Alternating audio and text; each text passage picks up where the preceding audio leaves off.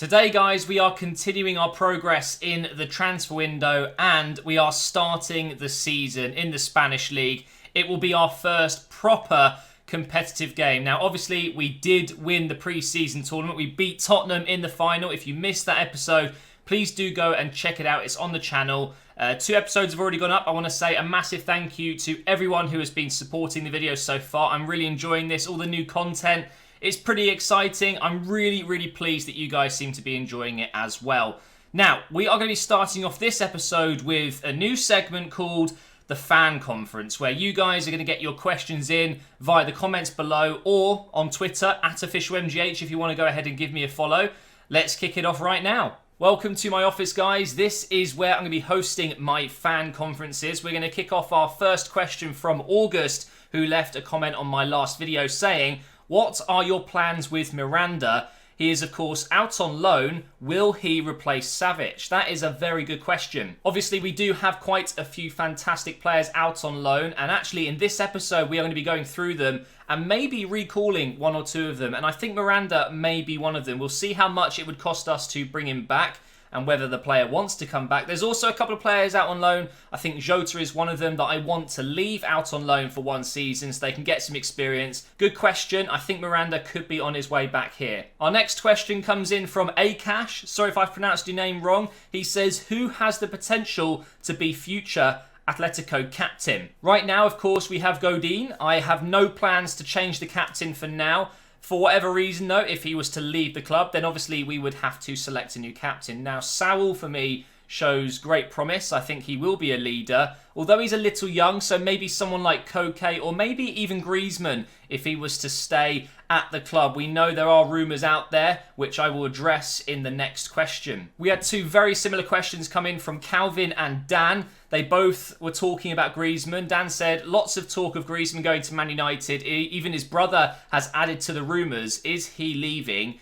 Can you keep him? Of course, I want to keep all of my best players, Griezmann being probably one of the best players in the world right now, and there is no chance I'm letting him go this season. We are keeping him for the first season, even if I get an insane offer from one of the big clubs in Europe. And I'm talking 100 million, I would still decline it. However, next season, it depends on how the player is doing and also whether he wants to leave or not. Then maybe we listen to offers then. But for season 1, absolutely no chance. He will be playing for us up front and scoring goals. Next, we have a question from Jordan Malone. He says, would you consider signing another striker to back up the 2 you already have? Now, if you're talking about Griezmann and Gamero, 2 very good strikers, the answer is no. I don't think I'm looking to bring a striker in at the moment. However, as I just mentioned with Griezmann, if he was to leave the club at the end of this season, then of course we would have to bring in someone new. Maybe we could bring Aguero home. Maybe we could bring Diego Costa back.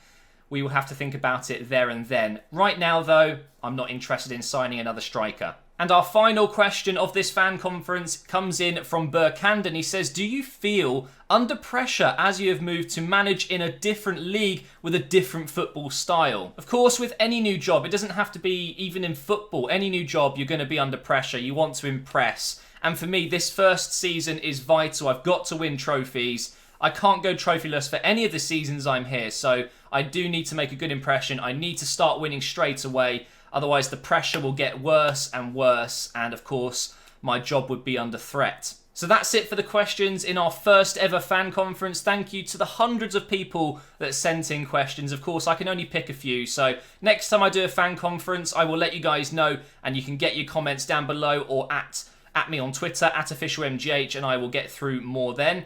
But for now, we need to get back into the transfer market. I've got to be busy looking at centre-backs and centre-mids, and then we're going to get into our first game of the Spanish League season. As I mentioned already, guys, we have a lot of players out on loan, a lot of good players as well. So we've got Jeju here, a left midfielder, 69 rated, 20 years old. Now, of course, we have Hernandez, Theo Hernandez. We just used him in my Watford career mode. I absolutely loved this guy. So I'm thinking about recalling him right now. I think we can make use of him. He's only going to be 252,000 euros to recall. Let's go ahead and do that. So we've got ourselves a new left back, but he will probably play as a left midfielder. We've got Siqueira, not too interested in bringing him back. We don't need another striker right now. And Vieto is a quality youngster with a great potential. We've got Torres out on loan, I believe at Porto. Let me just double check that. I think he's at Porto. Yes, he is. Another great young player, 79 rated, but right now I don't think I need him. I need someone that's a bit more box to box. I'm sure he would do a great job for us, but with the 34 strength, I just don't think he's what I'm looking for. Next season, we can obviously bring him back and use him then. We've got Manquillo, a right back. Obviously, we don't need him. We've signed Cancelo. We've got Crane-Vitter, another great midfielder. He could do a job for us, but for now, I'm going to leave him out on loan. We've got Werner, a goalkeeper. Don't need him. We've got a striker in Boer. We've got Mensah, a cam that we don't really need right now. This is Jota, a player that I was talking about. I would play him on that left side of my 3 strikers, or, you know, striker and 2 wingers. He would be perfect there. But again, he will stay out on loan for this season. Unless things change, if we get a big injury, we'll bring him back in. We have Velasquez, another centre-back, but not really good enough, I think, to get into this first team right now. And of course, guys, the big one, we have Miranda. I mean, he is fantastic. There's no doubt about it. Still one of the best defenders in the Italian league. And I am definitely interested in bringing him back. He would be good for at least another 2 seasons, I would say. He is 31 years old. To bring him back is going to cost us 1.1 million euros. That is so cheap compared to signing a brand new centre-back. So what do you think, guys? Do we bring him back? I think so. I think we bring him back. We make use of an 86 rated defender and we can spend the money that we might have spent on a centre-back and invest in a centre mid instead. So let's recall him. Welcome back to the team. So guys, I have updated my shortlist. These are my new transfer targets. We still have Tolisso, of course. He is probably one of the favourites here, but I know he's a bit of a generic signing. A lot of career modes. You know, Tolisso is involved. He's that good. So maybe we go for one of these other targets. We've got Rabiot, another one of my favourites. I've added Keita, who's just joined. He isn't going to be available to sign right now, but maybe in January. We could wait until then.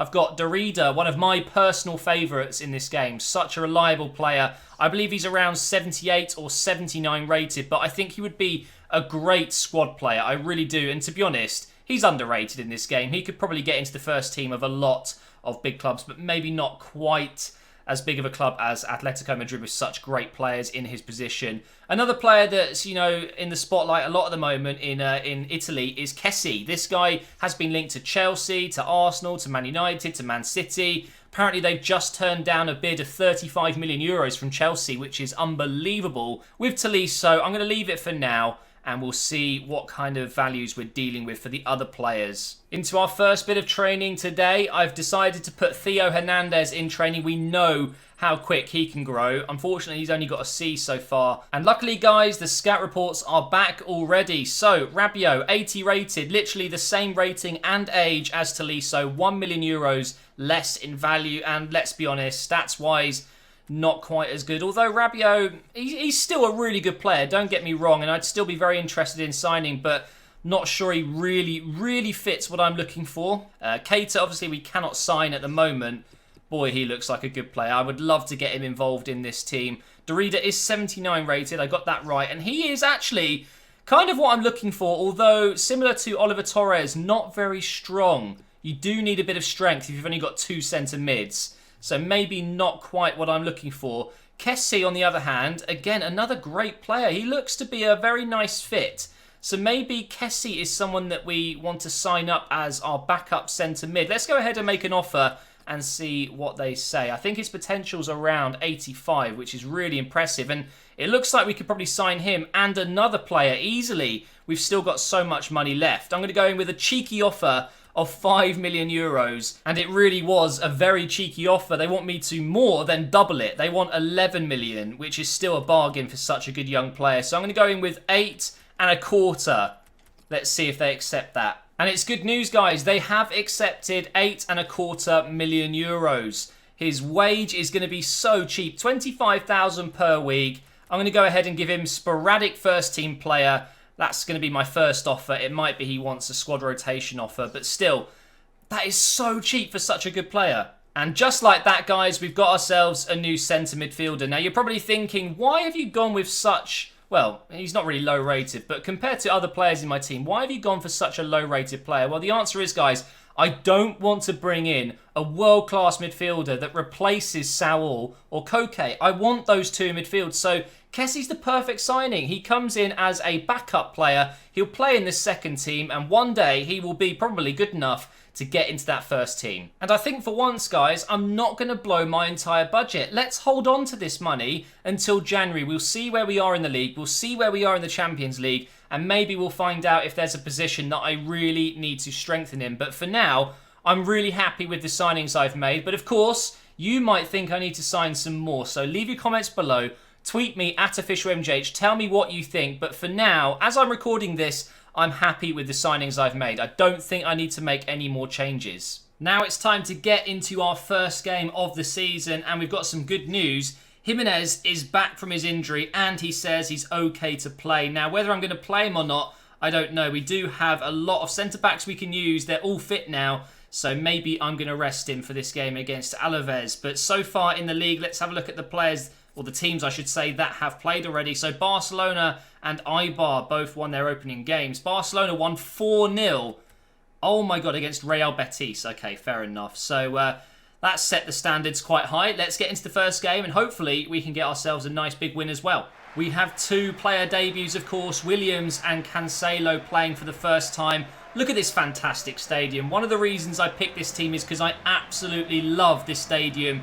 And here we go, our first home game of the season. So I'm playing the 3-4-3 formation. Really enjoyed it against Tottenham in the final of that pre-season tournament. We've of course got Williams and Cancelo in for the first time. And also Miranda comes in for Jimenez, who wasn't quite 100% fit.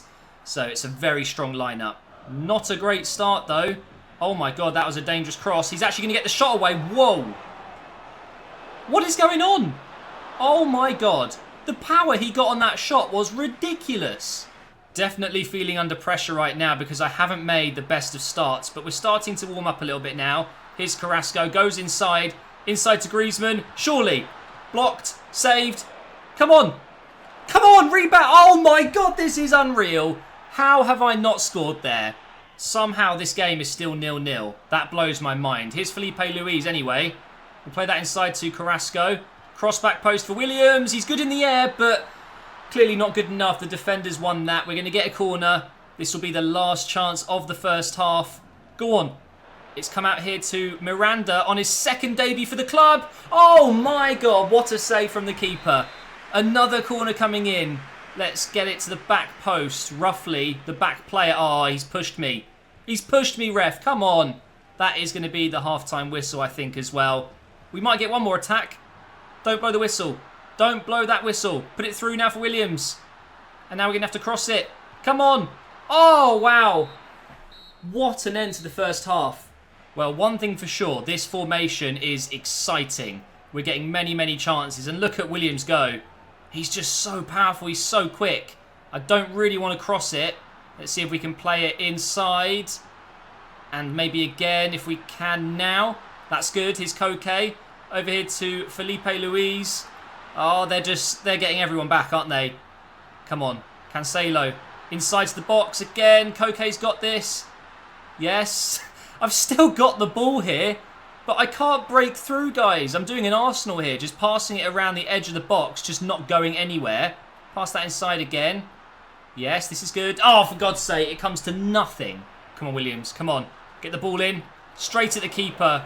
Wasn't the best of crosses. We've only got 13 minutes left to go. I just can't seem to break through right now. So we're going to make some changes. As you can see, a lot of players are tired. Clearly that pre-season tournament was a bit much for them. We're going to bring on Kessie for his debut. I'm also thinking maybe Correa. Should we try Correa out? Let's bring him on for Williams. And also maybe Gaitan. Let's get Gaitan playing out on this right wing and let's see if he makes a difference. Here's Correa now. Pass that inside for Felipe Luis. Over to Griezmann. Couldn't get a shot away. They are just defending so well. We're on the break.